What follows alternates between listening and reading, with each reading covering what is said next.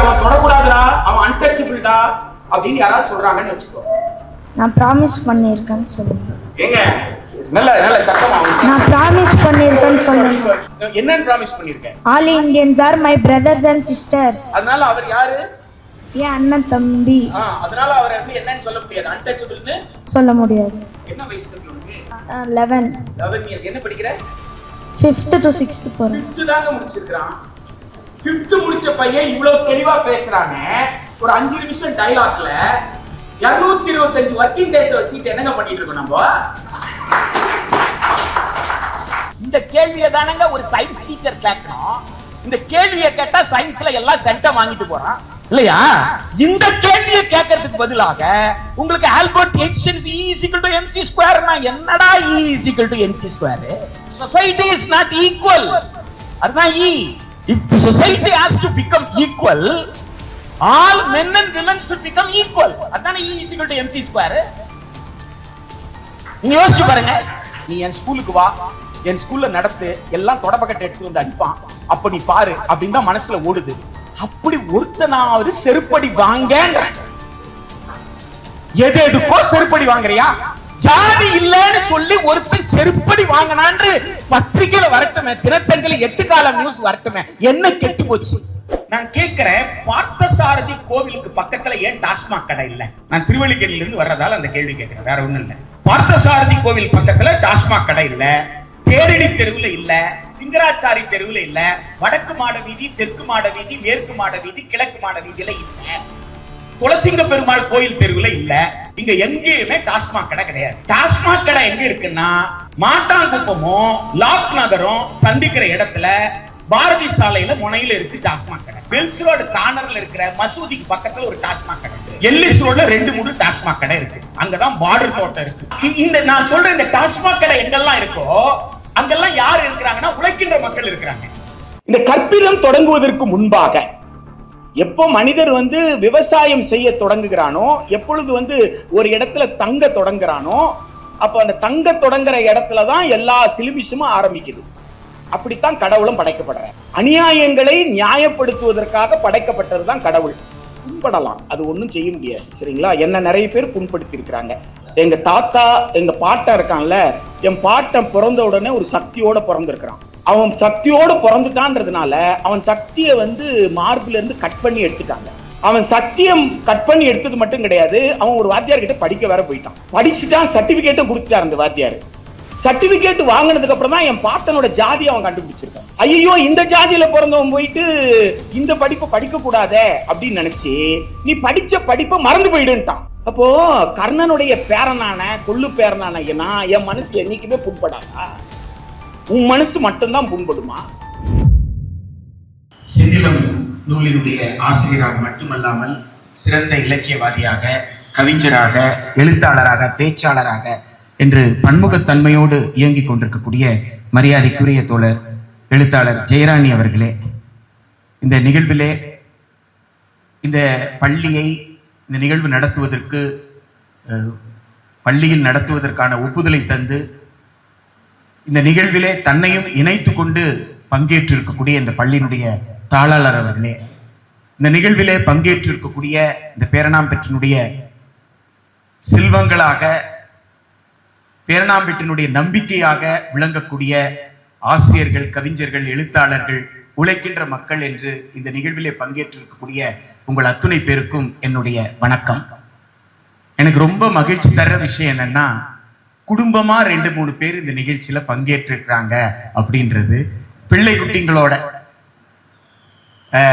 4-5 குழந்தைங்க இங்க உட்கார்ந்துகிட்டு இருக்கிறது தான் இந்த நிகழ்ச்சி உயிர்ப்போடு இருப்பதற்கான ஒரு சாட்சியாக நான் பார்க்கிறேன்.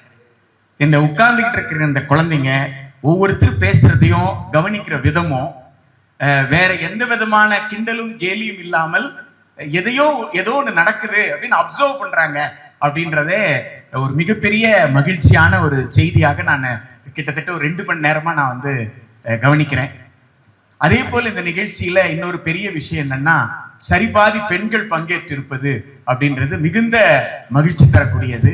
அந்த சரிபாதி பெண்கள்ல எல்லா நம்பிக்கை கொண்டவர்களும் இருக்கிறாங்க, ஆண்கள் எப்படி பல நம்பிக்கை கொண்டவர்கள் இருக்காங்களோ அதுபோல் பெண்கள்லயும் எல்லா நம்பிக்கை கொண்டவர்களும் இங்க அமர்ந்திருக்காங்க அப்படின்றது.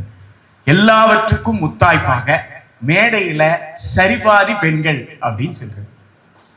அது மேடைகள்ல அவ்வளவா நாம பாத்திரவே முடியாது. தந்தை பெரியார் அதுல ரொம்ப தெளிவாக இருக்கின்றார். எந்த ஒரு நிகழ்விற்கும் பெண் தான் தலைமை என்பதுல ரொம்ப தெளிவாக தந்தை பெரியார் அவர்கள் செயல்பட்டார்கள். இங்க அழகிய பெரியவன் உருவாக்கி இருக்கிற இந்த அழகிய மேடையில சரிபாதியாக பெண்கள், அதுவும் நடுநாயகர்களாக 2 பெண்கள் அப்படின்னு சொல்றதும், அதுல இந்த பள்ளியினுடைய தாளாளர் ஒரு பெண் என்பது ரொம்ப முக்கியமான ஒரு செய்தியாக நான் பார்க்கிறேன். ஒரு பெண்ணிடம் தலைமை தாங்கக்கூடிய பொறுப்பை கொடுத்து அந்த பெண்ணை இலக்கிய கூட்டம் போய் அதுல பங்கேற்கிறதுக்கும் அந்த நிர்வாகம் அனுமதி கொடுத்திருக்கு அப்படின்னு சொல்லும் பொழுது அந்த நிர்வாகத்திற்கும் தாளாளர் அவர்களுக்கும் அந்த நிர்வாகத்தின் தலைவர் அவர்களுக்கும் இந்த பள்ளியை சார்ந்த அத்துணை பேருக்கும் என்னுடைய நன்றி கலந்த வணக்கத்தை உரிதாக்குகின்றேன். தொடர் அருகே பிரிவன் உரையாடல் அப்படின்னு சொன்ன உடனே நான் ஒரு 5-10 பேர் ரவுண்டா உட்காந்து பேச போறோம் தான் நான் கனவு கண்டுகிட்டு இருந்தேன். அப்படித்தான் இருக்கும் அப்படின்னு சொல்லிட்டு. ஏன்னா WTO கேட்ஸ் ஒப்பந்தத்துல நைரோபியில அழகிய பிரிவன் நிறைய தடை உத்தரவு எனக்கு போட்டிருக்கிறாரு. மகான் புத்தர் தான் முதல்ல அரசியல் பேசியவர். அப்போ புத்தர் பேசுவதை பேசினால் அது அரசியல் தான். புத்தரை ஆன்மீகவாதியாக பார்த்தால் அது ஆன்மீக அரசியலாக இருக்கலாம். புத்தரை சமூகவாதியாக பார்த்தால் அவர் சமூக அரசியலாக இருக்கும். புத்தர் ஒரு மன்னருடைய மைந்தர் என்பதனால் அவரை இளவரசர் என்று பார்த்தால் அது நிர்வாக அரசியலாக இருக்கும். ஆனால் புத்தரை எந்த கோணத்தில் பார்த்தாலும் அது அரசியல் தான். புத்தர் தான் முதல்ல கல்வியை ஒரு அரசியல் செயல்பாடாக பார்த்தவர்.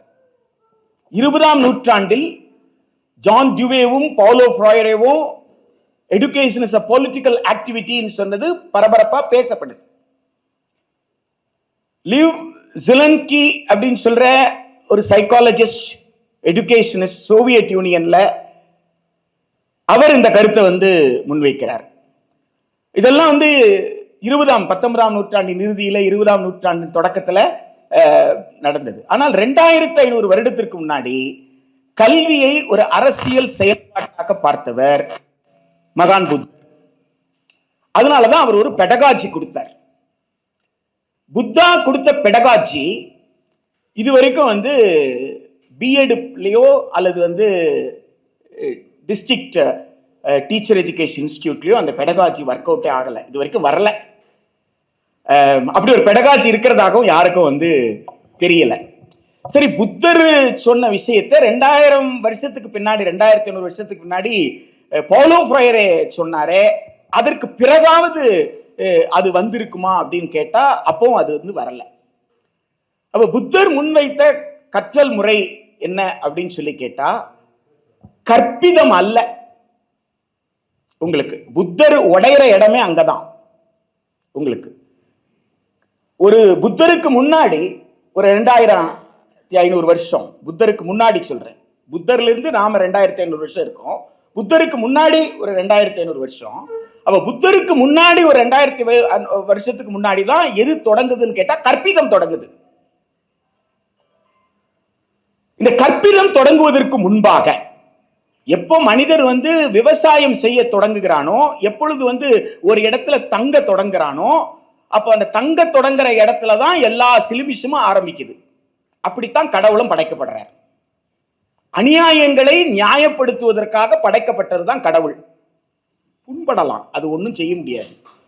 சரிங்களா? என்ன நிறைய பேர் புண்படுத்தி இருக்கிறாங்க.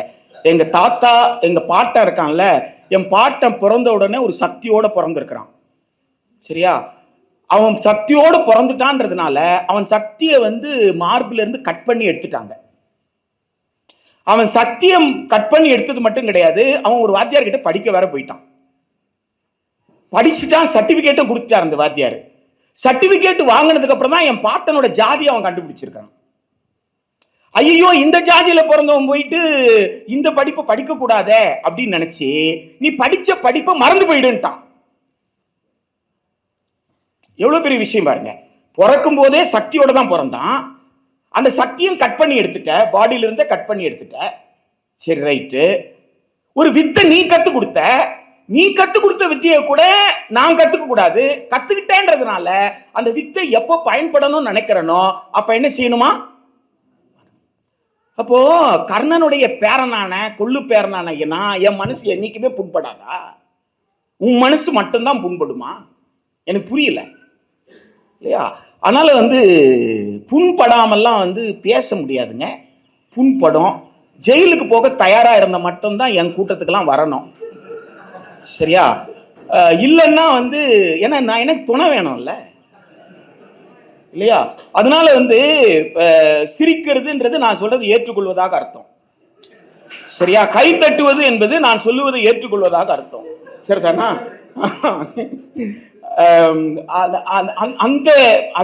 அந்த மாதிரி தான். அதுக்கு பேர் தான் உரையாடல்.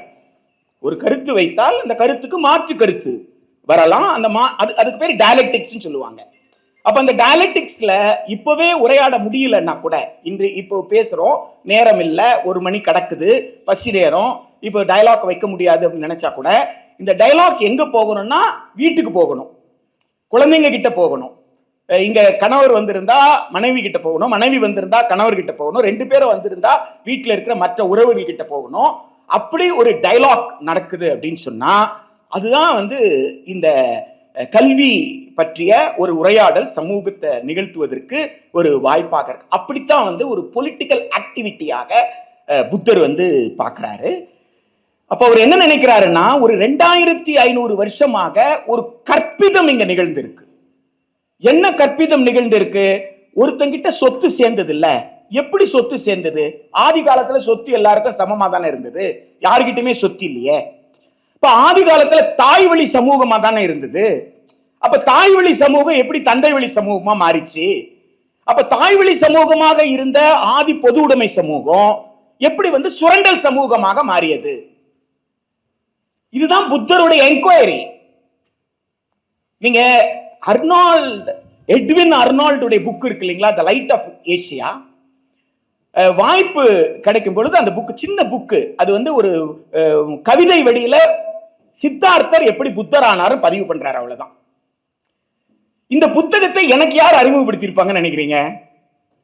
எனக்கு டாக்டர் சி.வி. ராமன் தான் எனக்கு அறிமுகப்படுத்துறாரு. சி.வி. ராமன் தான் இயற்பியல் அறிஞனாவதற்கு மிக முக்கியமான காரணங்கள்னு ஒரு பட்டியல் போடுறாரு. அவருடைய பதிவுகள்ல இருக்கு. இப்பதான் நெட் வந்ததுனால நெட்டுல கூட சர்ச் பண்ணி எடுத்துக்கலாம். 3 புத்தகங்கள்னு சொல்றார். அவர் இயற்பியல் அறிஞர் ஆவதற்கு காரணம் 3 புத்தகங்கள் அப்படின்னு சொல்றார். அந்த 3 புத்தகங்கள்ல முதலும் முதன்மையானதும் ஒண்ணு சொல்றார். முதலும் முதன்மையானதும் அப்படின்றார். இந்த முதலும் முதன்மையானதும் அப்படின்னு சொல்ற அந்த புத்தகம் தான் எட்வின் அர்னால்டு எழுதின தி லைட் ஆஃப் ஏசியா. அதுக்கப்புறம் சொல்ற 2 புத்தகமும் இயற்பியல் சம்பந்தப்பட்டது, லைட் சம்பந்தப்பட்டது. ரெண்டுமே பிசிக்ஸ் சம்பந்தப்பட்ட புக்கு. ஆனா டைரக்டா பிசிக்ஸோட சம்பந்தப்படாத ஒரு புக் எதுன்னு கேட்டா தி லைட் ஆஃப் ஏசியா. எனக்கு ரொம்ப ஆச்சரியமா இருந்தது. Sir, CV. ராமன் பிராமண சமூகத்தில் பிறந்தவர். ஒரு பிராமண சமூகத்தில் பிறந்த ஒருவர் நான் இயற்பியல் அறிஞன் ஆவதற்கு எட்வின் அர்னால்டோட லைட் ஆஃப் ஏசியான்னு சொன்ன உடனே அதுல என்ன இருக்கு அப்படின்னு படிக்கணும்னு அந்த புத்தகத்தை எடுத்து படிக்க ஆரம்பிச்சு. சின்ன புத்தகம் தான், ஒரு பொய்டிக் ஸ்டைல்ல இருக்கக்கூடியது. ஹவு சித்தார்த்தா பிகேம் புத்தான்றது தான். இப்ப நமக்கு பள்ளிக்கூடத்துல புத்தர் ஒரு 12 வருஷம் அல்ல இன்னும் அதிகமான வருஷம் கூட எங்க உட்கார்ந்து இருந்தாரு? ஒரு மரத்தடியில உட்கார்ந்து இருந்தாரு. திடீர்னு நாலேஜ் வந்தது இல்லையா? சோ சித்தார்த்தாக்கு நாலேஜ் வந்த உடனே சித்தார்த்தா பிகேம் புத்தா. புத்தான்னா நாலேஜபிள் பர்சன். சோ ஞானம் பெற்றார். ஞானம் பெற்ற உடனே புத்தர் ஆயிட்டார். இப்படிதான் நமக்கு சொல்லி இருக்கிறாங்க. ஆனா எட்வின் அர்னால்டு பதிவு பண்ற அந்த புத்தகத்துல சித்தார்த்தாவை கூப்பிட்டு போயிட்டே இருக்கிறாங்க. அவருக்கு முதல்ல ஒருத்தர் பாக்குறாரு, என்ன நடக்குதுன்னு கேட்கிறாரு. அவருக்கு வயிற்று வலி அப்படின்றாங்க. சரி, வயிற்று வலி என்ன பண்றாங்கன்னா கடவுளை கும்பிட்டு இருக்காங்க கடவுளை கும்பிடுறாங்களா? கடவுள் என்ன பண்ணுவாரு? இவர் கேட்கிறாரு. கடவுள் வயிற்று வலியை போக்கிடுவாரு. ஓ அப்படியா? அடுத்து போறாரு. இன்னொருத்தருக்கு இன்னொரு பிரச்சனை. என்ன நடக்குதுன்னு கேட்டா சாமி கும்பிட்டு இருக்காங்க. என்ன அந்த அந்த பிரச்சனை யாரு? சாமி தீர்ப்பாரு. இப்படி போறாங்க. போற இடத்துல எல்லாம் ஒரு பிரச்சனை. பிரச்சனைக்கு பக்கத்துல ஒருத்தர் பூஜை பண்றாரு. என்ன பூஜைன்னு கேட்டா அந்த பிரச்சனையை திரும்பி வர்றாங்க. திரும்பி வரும்போது பார்த்தா அந்த முதல் ஆள் இருக்கான் இல்லைங்களா, அவர் இருக்கிற இடத்துல அவர் படுத்துட்டு இருக்கிறாரு. இப்ப பூஜை பண்ணிட்டு இருக்கிறாங்க. என்னன்னு சொல்லி கேட்கிறாரு. அவர் செத்து போயிட்டாரு. ஓ, செத்ததுக்கு அப்புறம் என்னையா பண்றாங்க? பூஜை பண்றாங்க. செத்ததுக்கு அப்புறம் எதுக்கு பூஜை பண்றாங்க? இல்ல அவர் சொர்க்கத்துக்கு போறதுக்காக பூஜை பண்றாங்க.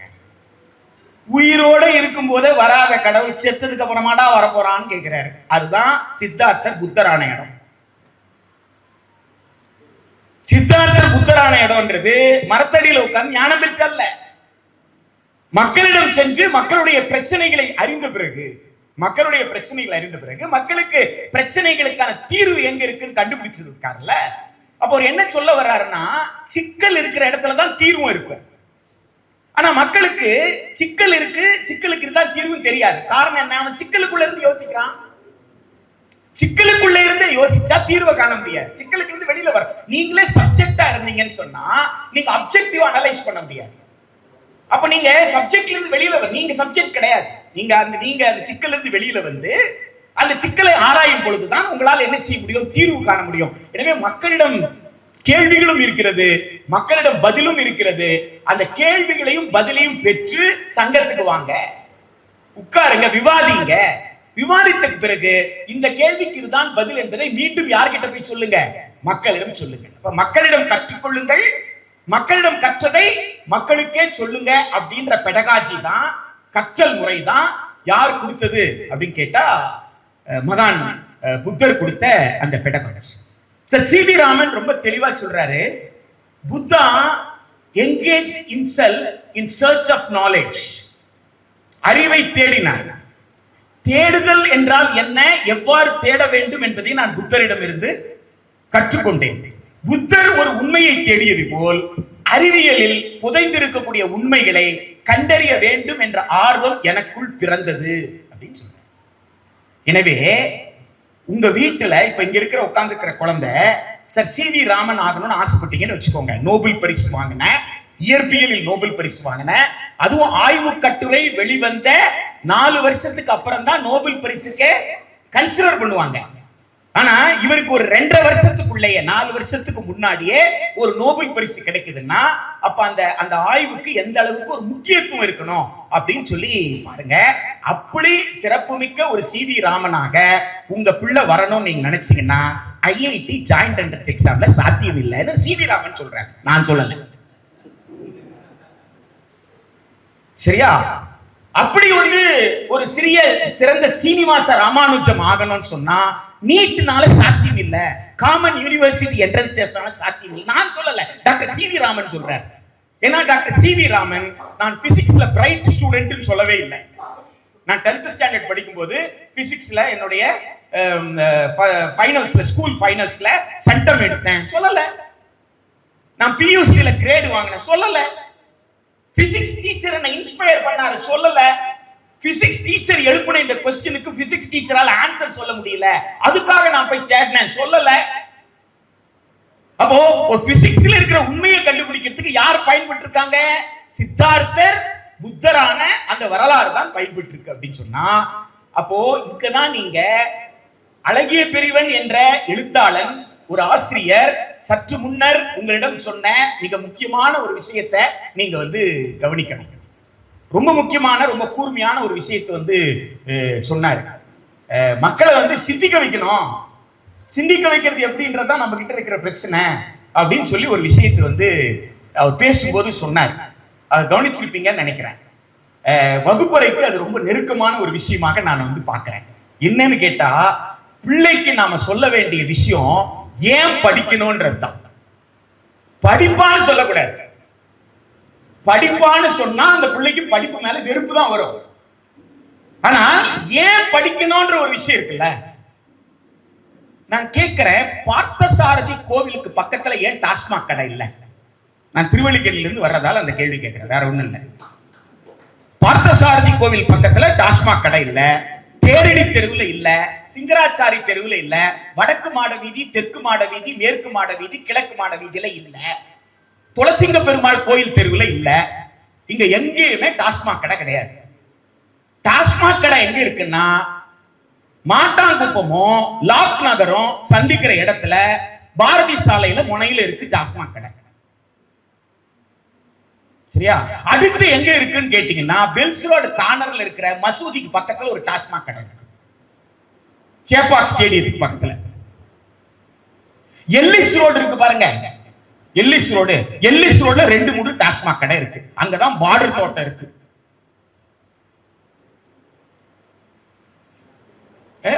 இந்த நான் சொல்ற இந்த டாஸ்மாக் கடை எங்கெல்லாம் இருக்கோ அங்கெல்லாம் யார் இருக்கிறாங்கன்னா உழைக்கின்ற மக்கள் இருக்கிறாங்க. அங்க மட்டுமே இந்த நகரத்தை கட்டி எழுப்புற மக்கள் இருக்கிறாங்க. அங்க மட்டுமே இஸ்ரோ விஞ்ஞானிகளை உருவாக்குற குடும்பங்கள் இருக்கு. ஏன்னா வீரமுத்துவேல் துளசிங்க பெருமாள் கோயில் ஸ்ட்ரீட்ல பிறக்கல. வீரமுத்துவேல் விழுப்புரத்துல ஒரு கிராமத்துல ஒரு விவசாய குடும்பத்துல பிறந்தவர் தான் வீரமுத்துவேல். நக்ரீஸ் அறிவியல் விஞ்ஞானின்னு கேட்டுட்டு இருந்தாரு நம் மண்ணின் மைந்தர், நம்ம தென்காசி நக்ரீஸ். 25 பேர் 9 பேரை கூப்பிட்டு 25 லட்சம் கொடுத்தாரு முதல்வர். அதுல ஒருத்தர் ஒரு ப்ராஜெக்ட் டைரக்டர் இஸ்ரோ தென்காசில. அவங்க ஒன்னும் பிஹெச்டி கிடையாது, வெறும் எம்எஸ்சி தான். பிஎஸ்சி முடிச்சு எம்எஸ்சி தான். நிறைய பேர் நம்ம நினைச்சிட்டு இருக்கோம் இந்த இஸ்ரோ ப்ராஜெக்ட் டைரக்டர்ஸ் எல்லாம் பிஹெச்டி நினைச்சிட்டு இருக்கோம். கிடையாது. பிஎஸ்சி கெமிஸ்ட்ரி, பிஎஸ்சி பிசிக்ஸ், அதை முடிச்சுட்டு அதுக்கப்புறம் எம்எஸ்சி, அதுக்கப்புறம் இந்த டெக்னாலஜி, அதுக்கப்புறம் அவங்க பிஹெச்டி வாங்கியிருக்கலாம், அதுக்கப்புறம் அவங்க ரிசர்ச் பண்ணிருக்கலாம், போஸ்ட் டாக்டர் கூட வாங்கியிருக்கலாம். ஆனா என்ட்ரி லெவல் பாத்தீங்கன்னா அவங்க வந்து கிராஜுவேட் ஆகும் அல்லது போஸ்ட் கிராஜுவேட் ஆகும். அந்த துறையில அவங்களுக்கு இருந்த ஆர்வத்தை வைத்து தான் அவங்க வந்து உள்ள போய். ஆக இந்த உழைக்கின்ற மக்கள் மட்டுமே அது வந்து விஞ்ஞானத்தை கண்டுபிடிக்கிறதுல தொடங்கி விவசாயத்துல இருந்து உடல் உழைப்பு சார்ந்த தொழில் இருந்து அத்துணையும் செஞ்சவன் யாருன்னா இந்த உழைக்கிற மக்கள். இந்த உழைக்கிற மக்கள் வீட்டுக்கு பக்கத்துல என்ன இருக்கு? டாஸ்மாக் இருக்கு. ஆனால் பார்த்தசாரதி கோயில் பக்கத்திலேயோ கபாலீஸ்வரர் கோயில் பக்கத்திலேயோ எது கிடையாது. இது எதுக்குன்னு பிள்ளை கிட்ட பேசணுங்க. இது எதுக்குன்னு பேசணும்ல. அப்போ நீ படிக்க கூடாது அப்படின்னு சொல்லி தானே திறந்திருக்கான். நீ படிக்க கூடாதுன்னு தானே போதை மருந்தை கொடுக்கறான். நீ படிக்க கூடாதுன்னு தானே பொண்ணா பிறந்தா ஆணை சைட் அடிக்கணும், ஆணா பிறந்தா பொண்ணை சைட் அடிக்கணும்ன்றான். நீ படிக்க கூடாதுன்னு சொல்லிட்டு தானே. அப்ப நீ என்ன செய்யணும்? அவன் எண்ணத்தை நிறைவேற்ற போறியா அல்லது நம்ம சமூகம் ஏண்டா இப்படி இருக்குன்னு சிந்திக்க போறியா? இந்த கேள்வியை தானங்க ஒரு சயின்ஸ் டீச்சர் கேட்கணும். இந்த கேள்வியை கேட்டா சயின்ஸ்ல எல்லாம் சென்டம் வாங்கிட்டு போறான் இல்லையா? இந்த கேள்வியை கேட்கறதுக்கு பதிலாக உங்களுக்கு ஆல்பர்ட் ஐன்ஸ்டைன் E = mc², என்னடா E = mc²? Society is not equal. அதுதான் E. If the society has to become equal, all men and women should become equal. அதானே E = mc². நீங்க யோசிச்சு பாருங்க. That is known as relativity theory ங்க பிசிக்ஸ்ல, சார்பியல் கோட்பாடுங்க. அப்ப சார்பியல் கோட்பாடு என்னங்க செய்யணும்? ஒன்றை ஒன்று சார்ந்துதான் இயங்கும்னு சொல்லணும் இல்லைங்க. ஒன்றை ஒன்று சார்ந்துதான் இயங்கும். சார்பியல் கோட்பாட்டின் அடிப்படை என்னங்க? சிறிய துகளாக இருந்தாலும் பெரிய பாறையாக இருந்தாலும் ரெண்டுக்குள்ளும் ஒரு ஆற்றல் இருக்கிறது. இந்த சிறிய துகளின் ஆற்றலும் பெரிய பாறையின் ஆற்றலையும் குறைத்து மதிப்பிட முடியாது. ஒவ்வொன்றுக்கும் வித்தியாசமான தனித்துவமிக்க ஆற்றல். எனவே எல்லா ஆற்றலுமே முக்கியமானது. இதுதானே நியூக்ளியர் பிசிக்ஸ் சொல்றீங்க, தெர்மோடைனமிக்ஸ் சொல்றீங்க. கொஞ்சம் யோசிச்சு பாருங்க. அப்போ இந்த தெர்மோடைனமிக்ஸ் புள்ளதான் படிக்கணும், நீங்க படிக்க முடியாது. ஐயா வந்து அழகிய பெரியவன் வந்து அறிவியல் ஆசிரியர். அவருக்கு எல்லாரும் கவிஞர் தானே தெரியும். இப்பதான் ரகசியமா கேட்டு தெரிஞ்சுக்கிட்டேன். சரிங்களா? அவர் வந்து ஒரு அறிவியல் ஆசிரியர். ஒரு அறிவியல் ஆசிரியராக அவர் வகுப்பை அணுகாததுனால தான் அவருடைய வகுப்பறை அழகிய வகுப்பறையா இருக்கு இல்லையா? அவர் அறியப்படுவது ஆசிரியராக அல்ல, அவர் அறியப்படுவது ஆசிரியர்னா ஒரு கிரீடம் இல்ல. நினைச்சு பாருங்க, ஆசிரியர் ஒரு மரியாதை, ஒரு கிரீடம். அந்த கிரீடத்தை கலட்டி வச்சுட்டு நான் ஒரு எழுத்தாளர் அப்படின்னு சொல்ற ஒரு விஷயம் இருக்குல்ல, அது வந்து சாதாரணமான விஷயம் கிடையாது. இப்ப எதுக்கு மரியாதை, எதுக்கு பணபலம் எல்லாம் யோசிச்சு பாருங்க. நிறைய கவிஞர்கள் இங்க உட்கார்ந்துட்டு இருக்காங்க இல்லையா? கவிதை எழுதுனா எவ்வளவு துட்டு கிடைக்கும் தெரியும். சரியா? டீச்சரா இருந்தா எவ்வளவு துட்டு கிடைக்கும் தெரியும். எதுக்கு செல்வாக்கு அதிகம்ன்றது எல்லாருக்கும் தெரியும். இல்ல துட்டை வச்சு தானே எல்லாரும் மதிப்பிடுறாங்க. நான் அதனால சொல்றேன், வேற எதுவும் இல்லை. ஆக எதை சொல்லிக் கொண்டால் பெருமை. நான் டீச்சர் அண்ட் பொயட்னு சொன்னா அதுக்கு ஒரு தனி மரியாதை. ஆனா நான் டீச்சர் என்ற அடையாளமே இல்லாம வெறும் பொயட்டா மட்டும் இருக்கிறது இருக்கு பாருங்க, கவிஞனா மட்டும் இருக்கிறது பாருங்க, அது ஒரு வேறு தளம். ஆக கல்வியை பற்றி பேசுகின்ற போது, கல்வியை பற்றிய உரையாடல் நிகழ்த்தும் பொழுது நாம் என்ன உணர வேண்டிய அவசியம் இருக்குன்னா, 75 வருடங்களாக நாம் செய்த துரோகம் என்ன என்பது. 75 ஆண்டுகளாக நாம் செய்த துரோகம் என்ன, அதுதான் ரொம்ப முக்கியமான விஷயம். 75 ஆண்டுகள்னா கடைசி 10 ஆண்டு சேர்த்துதான். நான் சொல்றது 1947, அதுக்கப்புறம் ரிபப்ளிக் ஆன 1950, அதுல இருந்து 2025 வரைக்கும். சரியா? அதனால லாஸ்ட் 10 இயர்ஸ் கவர் ஆகாத சார்னு சொல்லிடக்கூடாது நீங்க. சரிதானா? அப்ப லாஸ்ட் 10 இயர்ஸ் 65 இயர்ஸ்ல செய்யாததுனா நான் என்ன செஞ்சிருக்கணும்? லாஸ்ட் 10 இயர்ஸ்ல நான் செஞ்சிருக்கணும், அப்படிதானே? அப்ப லாஸ்ட் 10 இயர்ஸ்ல கூட செய்யாதது ஒன்னு இருக்கு அப்படின்னு சொன்னா அது என்ன அப்படின்னு கேட்டா, ஜாதின்றது கெட்ட வார்த்தைன்னு பேசல. ஜாதின்றது கெட்ட வார்த்தை அப்படின்னு நான் பேசல. ஜாதின்றது கெட்ட வார்த்தைன்ட்டு நான் கூட சொல்லல. தென்காசி இருக்குல்ல, தென்காசி மாவட்டம் இருக்குல்ல, அந்த தென்காசி மாவட்டத்துல போயிட்டு அங்க இருக்கக்கூடிய மறவர் வீட்டு குழந்தைங்க, நாடார் வீட்டு குழந்தைங்க, செட்டியார் வீட்டு குழந்தைங்க, புள்ளமார் வீட்டு குழந்தைங்க, இந்த குழந்தைகளோட பாளையங்கோட்டையில பகிரங்கமா 10க்கு 10 ஜாதி எனும் தாழ்ந்தபடி எங்களுக்கெல்லாம், ஜாதி எனும் தாழ்ந்தபடி நமக்கெல்லாம் தள்ளுபடி என்ற பாவேந்தன் பாரதிதாசனோட வரிய போட்டு ஜாதி ஒழிப்புக்கான கூட்டத்தை பாளையங்கோட்டையில 10க்கு 10 பேனர் வச்சு நடத்தணும். பொதுக்கூட்டம்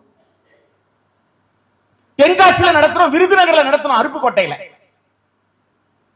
தென்காசியில அப்பா அம்மாவோட வந்திருந்தாங்க பிள்ளைங்க. ஒரு போட்டி நடத்தணும், அந்த போட்டியில பங்கேற்கிறதுக்காக அப்பா அம்மாவோட வந்திருந்தாங்க பிள்ளைங்க. நான் அரசமைப்பு சட்டம் புத்தகத்தை கையில வச்சுட்டு அந்த அரசமைப்பு சட்டத்தில இருந்து சில கேள்விகளை கேட்டு, இந்த கேள்விக்கெல்லாம் பதில் சொல்ல விரும்பக்கூடிய குழந்தைங்க மேல வரலாம்னு சொன்னேன். ஸ்பான்டேனியஸா குழந்தைங்க இருந்தாங்க. ஸ்பான்டேனியஸா நான் கேட்ட கேள்வி என்ன தெரியுமா? ஜாதி அப்படின்றது ஒரு கெட்ட வார்த்தைன்னு யாரெல்லாம் நம்புறீங்களோ அவங்க எல்லாம் மேல வாங்கன்னு. வேற எதுவுமே கேட்கல.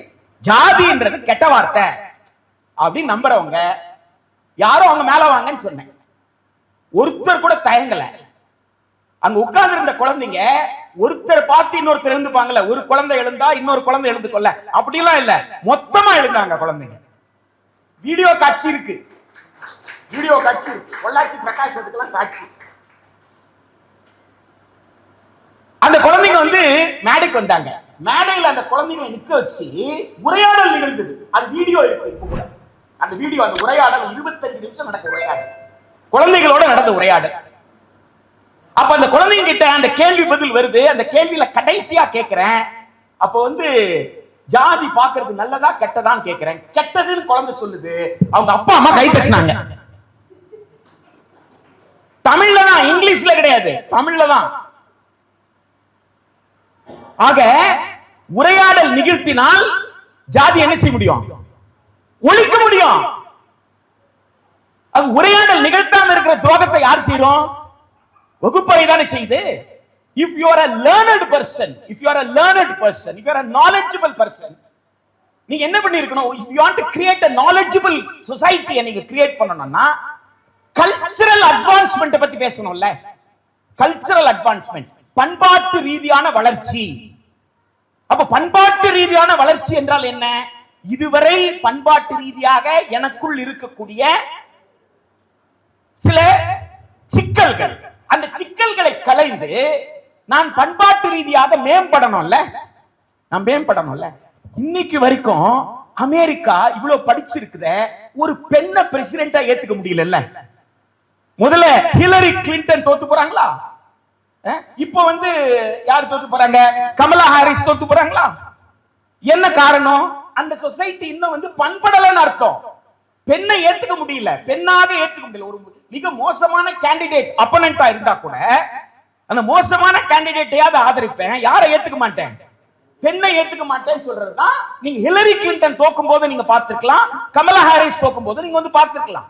ரொம்ப கூர்மையாக நீங்க வந்து ஒவ்வொரு நகர்வையும் நீங்க வந்து அலசுனீங்கன்னா தான் சோசியோ பொலிட்டிக்கல் ஸ்ட்ரக்சர் ஸ்ட்ரென்தன் ஆகுதா, வீக்கன் ஆகுதா, அசையுதா, கல்வி அதை செய்யுதா செய்யலையா அப்படின்றத நாம வந்து உணர முடியும். அது இந்தியாவில் நடந்திருக்கா நடக்கலையா அப்படின்னு சொல்றதுதான்.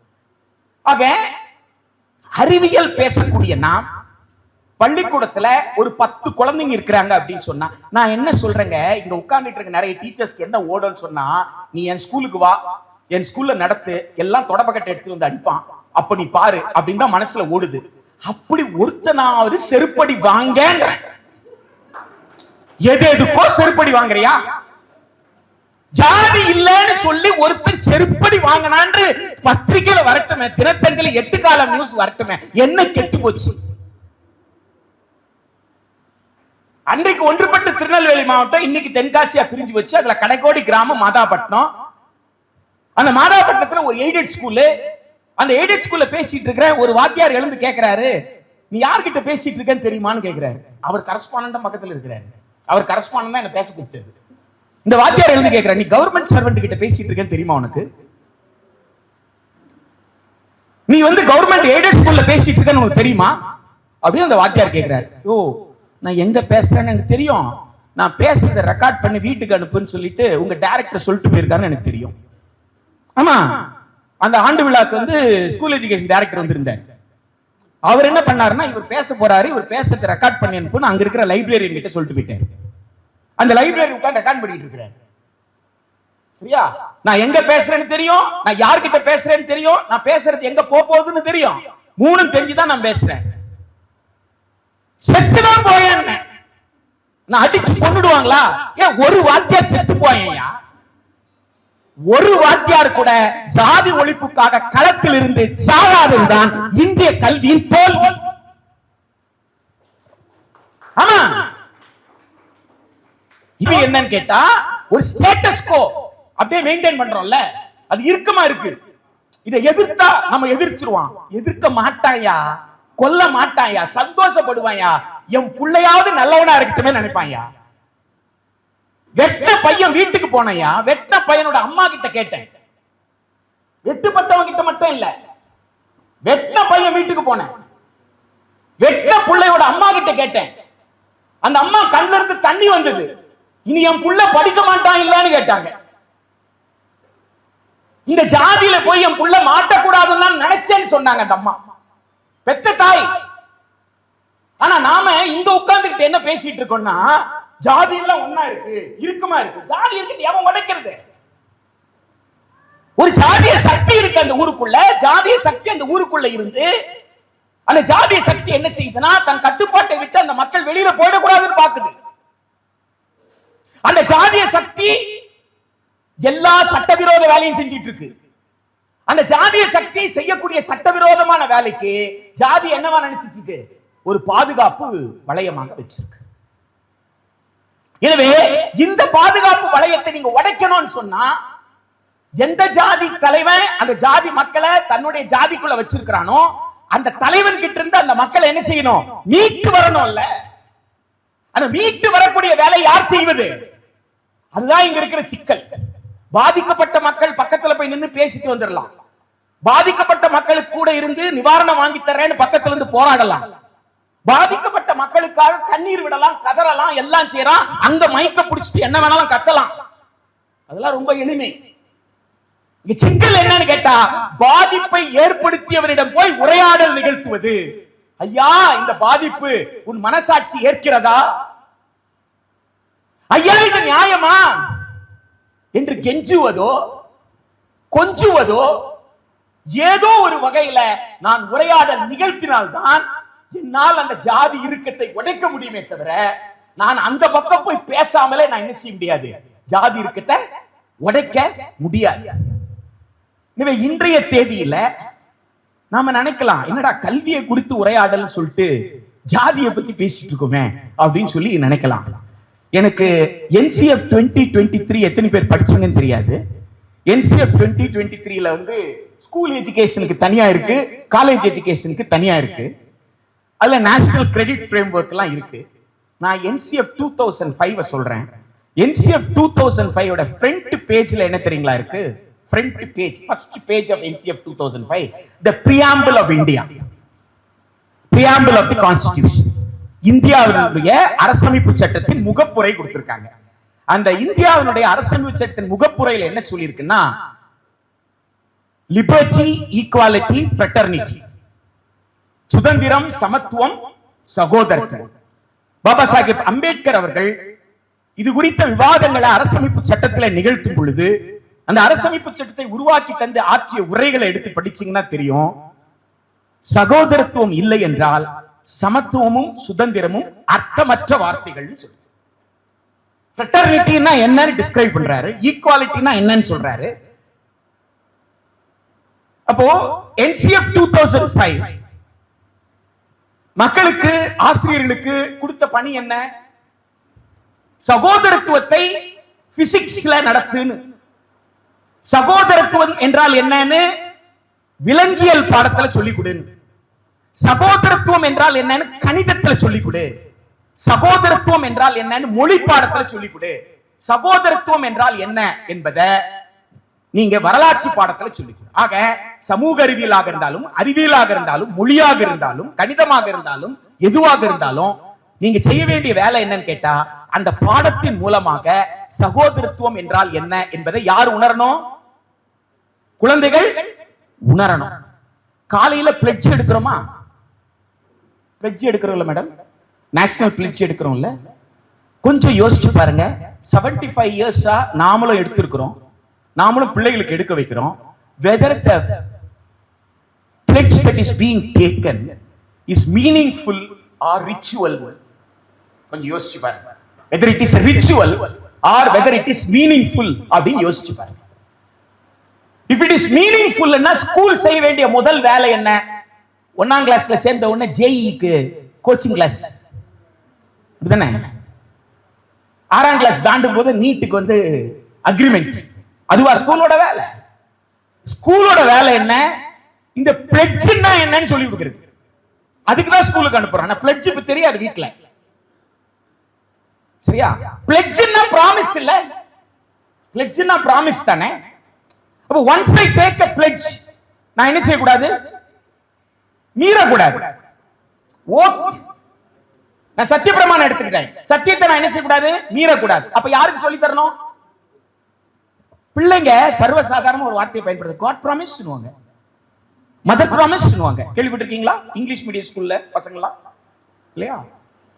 தமிழ் மீடியம் பசங்க என்ன சொல்லுவாங்க? ஏ அம்மா மேல சத்தியமா, ஏ கடவுள் மேல சத்தியமா சொல்றாங்களா இல்லையா? அதனா என்ன அர்த்தம்? சத்தியத்தை மீறக்கூடாது, அப்படிதானே? அந்த சத்தியத்தை மீறக்கூடாதுன்றது சத்தியம் தாண்டா இது, தேசிய சத்தியம்டா இது. சொல்லி கொடுத்தோமா? அம்மா மேல சத்தியம் விட்டா மீறக்கூடாது, கடவுள் மீது சத்தியம் விட்டா மீறக்கூடாது. அதே போலதான் தேசத்தின் மீது விடக்கூடிய சத்தியம். அப்ப சத்தியம் எடுத்துட்டு என்ன செய்யக்கூடாது? மீறக்கூடாது. எங்க நடத்தி இருக்கணும்? 1ஆம் கிளாஸ்ல இருந்து 5ஆம் கிளாஸ் வரைக்கும் நடத்தணும், இல்லன்னா 6ஆம் கிளாஸ்ல இருந்து 10ஆம் கிளாஸ்க்குள்ளேயாவது என்ன செஞ்சிருக்கணும்? நடத்தி இருக்கணும்ல. நீங்க என்ன சுலபமா சொல்லுவாங்க, பிடி அசிஸ்டன்ட் இந்த செகண்டரி கிரேட் ரொம்ப மோசம் சார், அவங்க ஒழுங்கா நடத்தி இருந்தா எங்களுக்கு பிரச்சனையே இல்லை சார். சரியா? அதுக்கப்புறம் +2 போனா அங்க பிஜி அசிஸ்டன்ட் இருப்பான், அவன் சொல்லுவான் இந்த பிடி அசிஸ்டன்ட் ஒழுங்கா இருந்திருந்தா ஏன் இந்த புள்ள இவ்வளவு கஷ்டப்பட போகுதுன்னு. இது நம்ம சிஸ்டத்துல ரொம்ப வசதியான விஷயம். ஆக சரியா, தொடக்க பள்ளியில விட்டாங்க, நடுநிலை பள்ளி என்ன பண்ணிட்டு இருந்த? நடுநிலை பள்ளியில விட்டாங்க, உயர்நிலை பள்ளி என்ன பண்ணிட்டு இருந்த? உயர்நிலை பள்ளியில விட்டாங்க, மேல்நிலை பள்ளியில என்ன பண்ணிட்டு இருந்த? யோசிச்சு பாருங்க. ஆக பிளட்ஜ்னு சொல்லிட்டா அந்த பிளட்ஜ்ல முதல் வார்த்தை என்ன? தம்பி என்ன கிளாஸ்? 6th ஸ்டாண்டர்ட் வா. பிளட்ஜ் தெரியுமா? National fledged. சூப்பர், வா. என்ன பிளட்ஜ்? Pledge is சொல்லு. India, India is my country. All Indians are. எனக்கு வேகமா பச்சு, நான் இங்கிலீஷ் கொஞ்சம் நிதானமா. ஃபர்ஸ்ட் சென்டென்ஸ் மட்டும். Pledge. India is my country. Super. அவன் பாருங்க நான் சொன்னது எவ்வளவு நல்லா புரிஞ்சுக்கிட்டான்ட்டு. எனக்கு புரியுற மாதிரி நிறுத்தி நிதானமா சொல்லியிருக்கான். India is my country. அப்படின்னா இந்தியா வந்து என்னோட country. உன்னுடைய நாடு, நம்முடைய நாடு இல்லையா? இந்தியா உன்னுடைய நாடு. சூப்பர். அடுத்தது All Indians are my brothers and sisters. Very good. அப்படின்னா எல்லா இந்தியாவும் நம்ம அண்ணன் தங்கச்சி. எல்லா இந்தியாவும் இந்தியாவா? எல்லா நாடும் நம்ம. All Indians. All Indians. இந்தியன்ஸ்னா ஆ, இந்தியால வாழ்ற மக்கள், இந்தியர்கள். எல்லா இந்தியர்களும் நம்ம அண்ணன் தங்கச்சி. யாரோட அண்ணன் யாரோட தங்கச்சி? என்னோட அண்ணன் தங்கச்சி. யாரோட அண்ணன்? என்னோட அண்ணன் தங்கச்சி. உன்னுடைய அண்ணன் தங்கச்சி. அப்படின்னு என்ன செய்யற? காலையில என்ன எடுத்துக்கிற? Pledge. பிளட்ஜ் எடுத்துக்கிற. அப்படிதானே? சரி, பிளட்ஜ்னா என்ன? Promise. பிளட்ஜ்னா ப்ராமிஸ். ப்ராமிஸ் பண்ணா மீறலாமா? ஆஹா. மீற முடியாது இல்ல. இப்போ all Indians are my brothers and sisters. இப்போ இந்த பிரதர்ல ஒருத்தர் வந்து ஹை காஸ்ட், ஒருத்தர் லோ காஸ்ட் இருக்க முடியுமா? பிரதர்ல ஒருத்தர் வந்து ஒருத்தரை தொட முடியாதுன்னு சொல்ல முடியுமா? உங்க அண்ணன் தம்பி இருக்காங்க, உங்க அண்ணன் தம்பியில ஒருத்தரை நான் தொடவே மாட்டேன் சார் சொல்லுவியா? ஏன் சொல்ல மாட்டேன்? அவங்க அண்ணன் அப்படிதானே? உன் கூட இது யாரு? தங்கச்சி. யாரோட தங்கச்சி? என்னோட தங்கச்சி. கூட பிறந்த தங்கச்சியா? தொடுவியா தொட மாட்டியா? ஏன் தொடுவே? என் தங்கச்சி. உன் தங்கச்சின்னு தொடலாம். அப்போ உன் தங்கச்சியை தொடலாம்னா உன் தங்கச்சி மாதிரி இருக்க மத்த தங்கச்சியும் தொடலாம்ல? உன்ன மாதிரி இருக்கிற மத்த அண்ணன் ஆம்பளை பசங்க இருக்காங்கல்ல, உன் வயசு பசங்க இருக்காங்கல்ல, அவங்கள தொடலாம்ல? இப்ப யாராவது அவனை தொடக்கூடாதுடான்னு சொன்னா நீ என்ன சொல்லணும்? டேய் அவன் தொடக்கூடாதுடா, அவன் அன்டச்சபிள்டா அப்படின்னு யாராவது சொல்றாங்கன்னு வச்சுக்கோ. நான் ப்ராமிஸ் பண்ணிருக்கேன்னு சொல்லுங்க. ஏங்க நல்ல நல்ல சத்தமா நான் ப்ராமிஸ் பண்ணிருக்கேன்னு சொல்லணும். நீ சொன்னதுக்கு அப்புறம் நான் ப்ராமிஸ் பண்ணிருக்கேன்னு சொல்லணும். என்னன்னு ப்ராமிஸ் பண்ணிருக்க? All Indians are my brothers and sisters. அதனால அவர் யாரு? என் அண்ணன் தம்பி. அதனால அவர் என்னன்னு சொல்ல முடியாது, அன்டச்சபிள்னு சொல்ல முடியாது. என்ன வயசு தம்பி உனக்கு? 11 இயர்ஸ். என்ன படிக்கிற? 5th to 6th போறேன். 5th தாங்க முடிச்சிருக்கான். 5th முடிச்ச பையன் இவ்வளவு தெளிவா பேசுறானே, ஒரு 5 நிமிஷம் டயலாக்ல 225 ஒர்க்கிங் டேஸ் வச்சுட்டு என்னங்க பண்ணிட்டு இருக்கோம் நம்ம? ரொம்ப நன்றி தம்பி. பேரணாம்பேட்டு வந்தேன், இப்போ இங்கிருந்து நான் கிருஷ்ணகிரிக்கு போறேன். கிருஷ்ணகிரியில என்ன பேசுறதுன்னே தெரியாம இருந்தேன், பேசுறதுக்கு நீ எனக்கு உதவி இருக்கிற. ரொம்ப நன்றி. இந்த தம்பிக்கு ஒரு கைத்தட்டல் கொடுக்கலாமேங்க.